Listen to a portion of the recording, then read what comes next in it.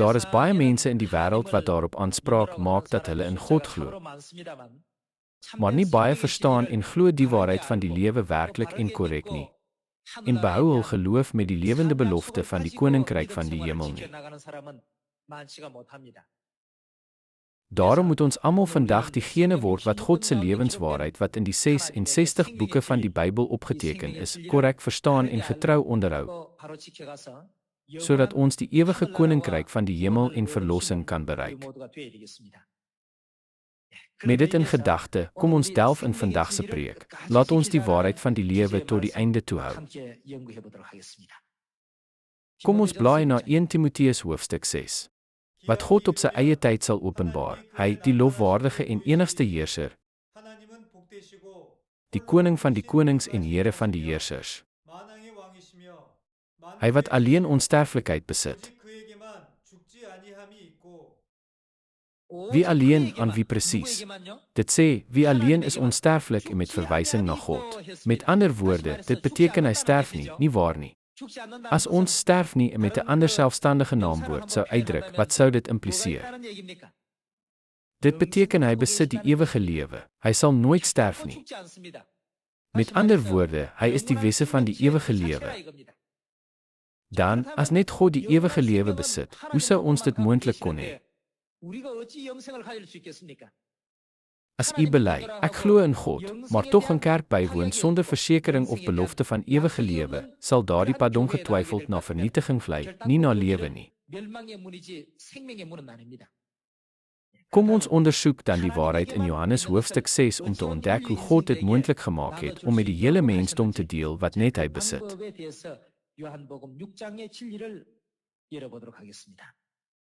Kom ons kyk na Johannes hoofstuk 6 vers 53. Daarop sê Jesus vir hulle, Amen, amen, ek sê vir julle, as julle nie die liggaam van die Seun van die mens eet en sy bloed drink nie, het julle geen lewe in julle nie. Wie my liggaam eet en my bloed drink, het die ewige lewe, en ek sal hom op die laaste dag laat opstaan. Want my liggaam is ware voedsel en my bloed is ware drank. Wie my liggaam eet en my bloed drink, bly in my en ek in hom. Soos die lewende Vader my gestuur het, en ek deur die Vader leef, so sal die een wat my eet, ook deur my leef.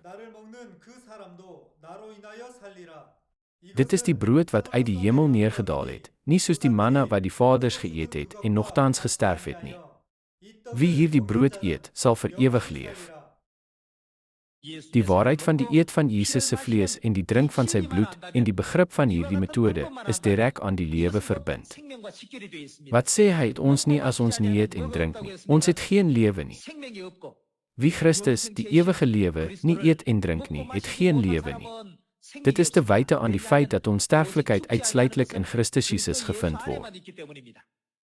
Omdat dit net in Jesus bestaan, het God gesê, wie nie van hom eet en drink nie, kan nie die ewige lewe hê nie, maar wie dit wel doen, kan die ewige lewe hê.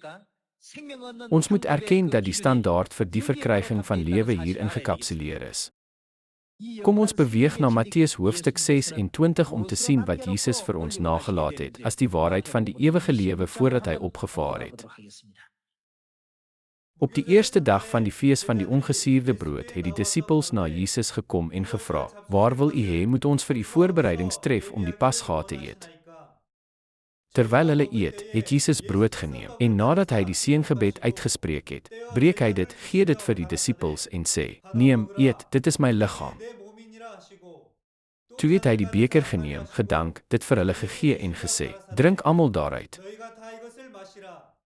Want dit is my bloed, die bloed van die verbond wat vir baie uitgegiet word tot vergewing van sondes. God het sy wil in die waarheid van die Pasga gegraveer, wat ons toelaat om Jesus se vlees te eet en sy bloed te drink. Die waarheid wat ons in staat stel om Jesus se vlees te eet en sy bloed te drink, is nou verborge in die fees van die Pasga.